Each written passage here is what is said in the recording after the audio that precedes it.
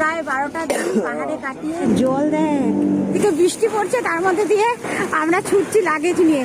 Good morning everyone and welcome back to my new blog. আর মাত্র কয়েক ঘন্টা তারপরেই পৌঁছে যাব আমাদের গন্তব্য অর্থাৎ হাওড়া। তো আজকে অনেকটা সকাল সকাল ঘুম থেকে উঠে পড়েছি, সবাই কিন্তু ঘুমোচ্ছে জানো তো, শুধুমাত্র আমি আর গপুই উঠে পড়েছি। আর গতকাল রাত্রে ট্রেনে আমাদের ডিনারে দিয়েছিল তোমার একটা করে দই আর একটা করে আইসক্রিম, তো সবারটা খাওয়া হয়ে গেছে। আর আমার যেহেতু দাঁতের বিশাল সমস্যা জানো তো, আইসক্রিম খেলেই আমার দাঁত ভীষণ শিরশির করে, সেই কারণে খাইনি। সেটাই সকালে উঠে গপুকে তাই বলছি এই দুটো যখন খাইনি তাহলে একেবারে বাড়িতে নিয়ে যাই। গপুও বেশ মাথা নেড়ে ঘাড় নেড়ে সম্মতি জানালো, ঠিক আছে নিয়ে যেও। আর এখানে দেখো সকাল সকাল আমাদের ব্রেকফাস্টের প্রিপারেশান চলছে। তখন ভোর প্রায় 6:30 হবে। এদের আওয়াজে জানো তো আমার ঘুম ভেঙে গেছে। অনেকটা দূর থেকে ওরা ব্রেকফাস্টগুলো সার্ভ করতে করতে আসছে, সেই আওয়াজেই ঝটপট উঠে পড়েছি। এখন একটু ফ্রেশ হব, চেঞ্জ হব। আর তো মাত্র কয়েক ঘন্টা, কেন নাবার প্রস্তুতি নিতে হবে। আর গপুকে দেখো, সবাই যেহেতু ভেতরে ঘুমোচ্ছে, ওরা সময় কাটছে না, দরজার কাছে বেচারা দাঁড়িয়ে আছে। এ দেখো আমাদের পশ্চিমবঙ্গে তো রেমালের একটা পূর্বাভাস ছিলই, গতকাল রাত্রে হয়েছে তার পূর্বাভাস দেখো। আজকে আমাদের ট্রেন এখন আসানসোলের কাছাকাছি যাচ্ছে, এখান থেকেই তার আভাস পাওয়া যাচ্ছে। মেঘলাই মেঘলা, এখন 8:30 মতো বাজছে, বাইরের আকাশ দেখো পুরোটাই মেঘলা। দেখো আমাদের ট্রেন এসে থামলো এখন আসানসোলে, মাত্র 2 মিনিট দাঁড়াবে এখানে। গপু নেমে গেছে নিচে, ট্রেন দাঁড়ালেই নামতে ইচ্ছা করে।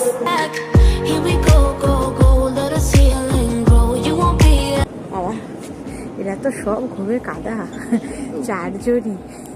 চারজনই ঘুমে কাদা, শুধুমাত্র গপু আর আমি উঠে বসে আছি।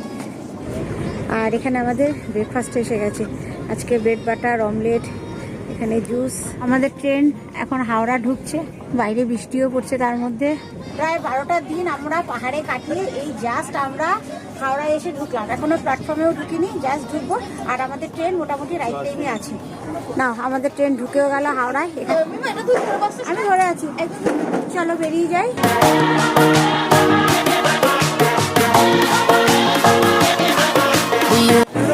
সাবধানে, বাইরে বৃষ্টিও পড়ছে তার মধ্যে, আর পাক্কাও কত কাজ করে। আর স্টেশনে নামার সাথে সাথে আমাদের মাথায় হাত, জানো তো, বাইরে চলছে রীতিমতো অঝরে বৃষ্টি, মুষলধারে বৃষ্টি যাকে বলে। তার মধ্যে একটা করে উবের বুক করা হচ্ছে আর একটা করে উবের ক্যান্সেল করে দিচ্ছে, কেন একটা উবেরও তোমার ভেতরে আসবে না। তার মধ্যে আমাদের লাগেজগুলো ভিজবে, আমরা ভিজবো, কী দিয়ে কী হবে জানি না, সবাই বিশাল চিন্তায় আছি। আবার একটা উবেরের বুকিং চলছে, যদি ভেতরে আসে তো ভালো, না হলে আমাদের হেঁটে পুরো প্ল্যাটফর্মের বাইরে যেতে হবে, মানে স্টেশনের বাইরে। একেবারে লাগেজ ফাগেজ নিয়ে সবাই এখানে চলে এসেছি, একটা উবের বুক করা হচ্ছে। আর ট্রেন থেকে নেমেই দেখছি জানো তো, বাইরে চলছে অঝরে বৃষ্টি। দেখো এদিকে বৃষ্টি পড়ছে, তার মধ্যে দিয়ে আমরা ছুটছি লাগেজ নিয়ে। হাওড়া স্টেশনের বাইরে ঠিক এতটা জল, দূরে আমাদের উবের দাঁড়িয়ে আছে। চলো এই আমাদের একটা উবের, আমি রোডো মিমো, আর একটা উবের সামনে আছে। ভাগ্যিস বেরোনোর সময় অল্প অল্প বৃষ্টি পড়ছিল, সেই কারণে ঝটপট লাগেজগুলো নিয়ে উবেরে উঠে পড়েছি। একটা গাড়িতে ওরা 3 জন আর একটায় আমরা 3 জন, বেশ যাচ্ছি। হাওড়া ছেড়েও দিয়েছি এখন। আর এই ওয়েদারে রাস্তা যেহেতু একদম ফাঁকা, গাড়ি জানো তো আমাদের রীতিমতো দৌড়চ্ছে, প্রায় ভিক্টোরিয়ার কাছাকাছি। দেখ জল, দেখ পুরো পুকুর নদী।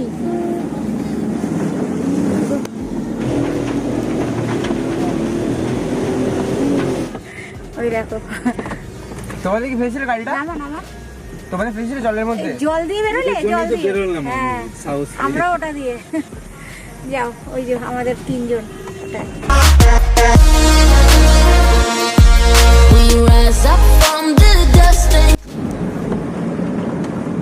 ভয় লেগে গেছে পুরো।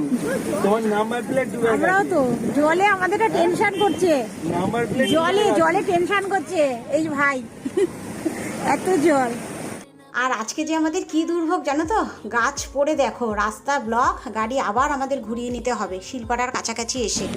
পুরো গোড়া থেকে উঠেছে গাছটা, পুরো গোড়া থেকে উড়ে গেছে।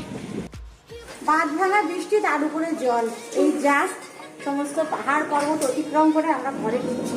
গপু এখন ডালা করছে, সব কটার পরিস্থিতি এইরকম, ভিজে পড়ে। হ্যাঁ ভিজে পড়ে আমরা সব এইরকম, লাগেজ ফাগেজ আমাদের ভিজে গেছে। এই বাইরের গেট দিয়েছে, বাইরের গেট দেওয়া। আর এই হচ্ছে আমার সেই গাছের অবস্থা, দেখেছো?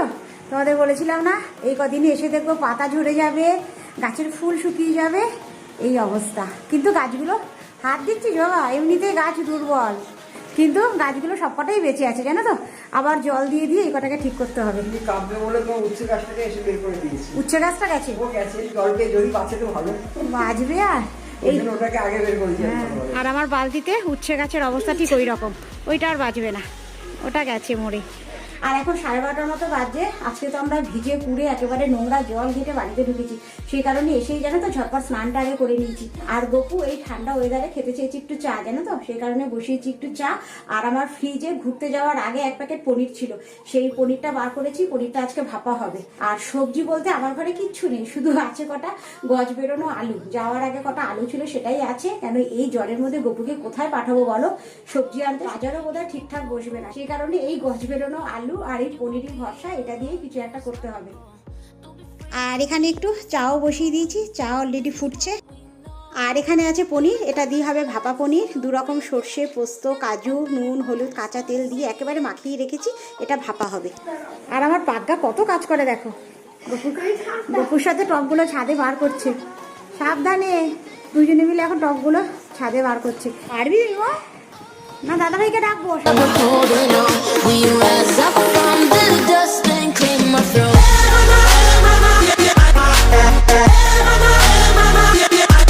আর এখন 1:30টার মতো বাজছে, বাইরের আকাশ দেখো, আকাশের অবস্থা দেখো, আকাশে কত মেঘ। ছাদের ওই টপগুলোর অবস্থা দেখো, সব কাত হয়ে গেছে। ওই দিকের গুলো দেখো, ওগুলো সমস্ত কাত হয়ে গেছে। এই দিকের গুলো দেখো, সব কাত হয়ে গেছে। Will you rise up from the dust and clear my উথাল পাতাল হাওয়া দিচ্ছে। আর একদিনকে দেখো বৃষ্টি পেয়ে ছুটে যাচ্ছে ছাদের মধ্যে, ঠান্ডা লাগবে এবার। আর আমার এখানে রান্নাও হয়ে এসছে। আজকে পেঁয়াজ ফোড়ন দিয়ে হয়েছে মুসুর ডাল, আর আজকে পেঁয়াজ লঙ্কা ভেজে আলু সেদ্ধ মাখা হবে। এখানে পেঁয়াজ ভাজাও হয়ে গেছে। আর এখানে বসিয়েছি পোস্ত ছড়িয়ে আলু ভাজা, এটাও হয়ে এসছে, আর একটু লাল হবে। আর আজকে আমাদের একদম সিম্পল লাঞ্চ। মাছ মাংস ডাল রোজ পাহাড়ে খেয়ে খেয়ে না মুখ একদম নষ্ট হয়ে গেছে। এই নিরামিষ খাবার ডাল আলু ভাতে অনেক। আজকে বাড়িতে আসার সময় আমাদের 2টো টলিরই ওপরের পাটটা জানো তো কিছুটা ভিজেছে, যার ফলে ওপরের কিছু কিছু জামা কাপড় ভিজেছে। গপু এসে এগুলো বার করেছে, কিছুটা ভেজা জামা কাপড় একেবারে খাটের মাথাতেও মেলে দিয়েছি জানো তো। আর এখন ওই 2টোর মতো বাজছে, আমাদের খাওয়া দাওয়া হয়ে গেছে। আর এই ভিডিওটা জানো তো সে রাত পর্যন্ত আর টানছি না, কেন ভীষণ টায়ার্ড লাগছে। এখন একটু সবার আগে শোবো, তারপরে এডিটিংয়ে বসবো আগের দিনের ভিডিওটা। তো চলো, এর সাথে এই ভিডিওটা আজকে আমি এখানে শেষ করে দিচ্ছি। দেখা হচ্ছে তোমাদের সাথে আবার নেক্সট ব্লগে। ততক্ষণের জন্য সবাই সুস্থ থেকো, ভালো থেকো। তাহলে এখনের মতো বাই। মিমো তুই আগে যা, দাদা ভাইকে নিয়ে আমি যাচ্ছি, আবার এই ব্যায়াম করতে লেগে গেল।